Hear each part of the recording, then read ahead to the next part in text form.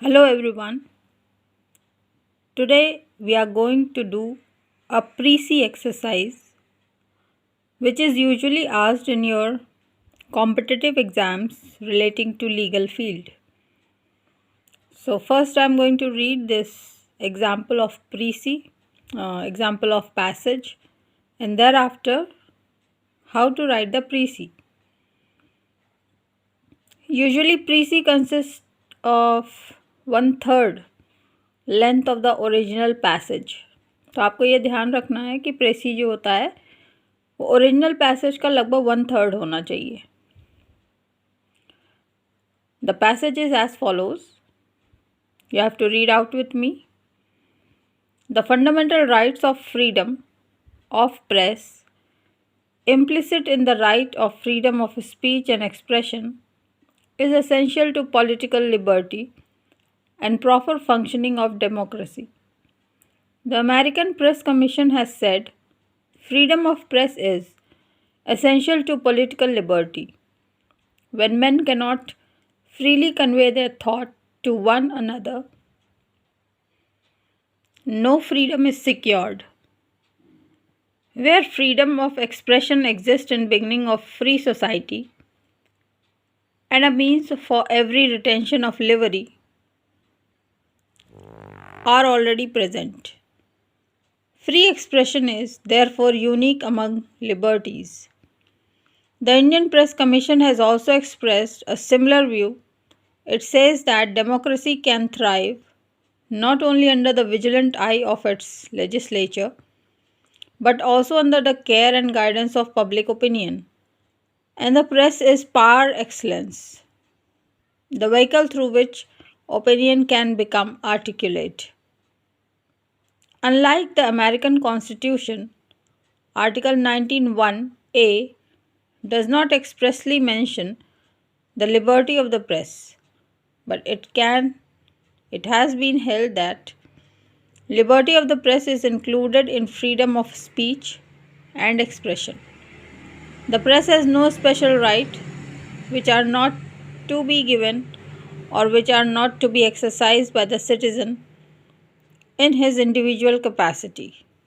The editor of the press or the manager are merely exercising the right of expression, and therefore no special mention is necessary for the freedom of the press.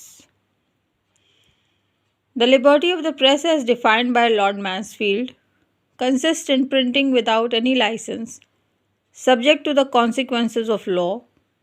Thus, liberty of press means liberty to print and publish what one pleases, without previous permission. The freedom of press is not confined to newspapers and periodicals. It includes also pamphlets and circulars, and every sort of publication which affords a vehicle of information and opinion. So this is a passage which is given. And now what you have to do is you have to write pre-C. So whenever you have to frame a piece pre-C, normally it is 1/3 of the length of the passage. That means you have to count the words, whatever the number of, suppose it is 120. So you divide it by 3. So it will become 40. So you have to write the pre-C of 40 words only. So let's read the pre-C and then you can yourself verify that how many words were there in your main passage and how many are in your pre-C. So I am reading this out to you and you do this work on your own by pausing the video and writing it down in your copies.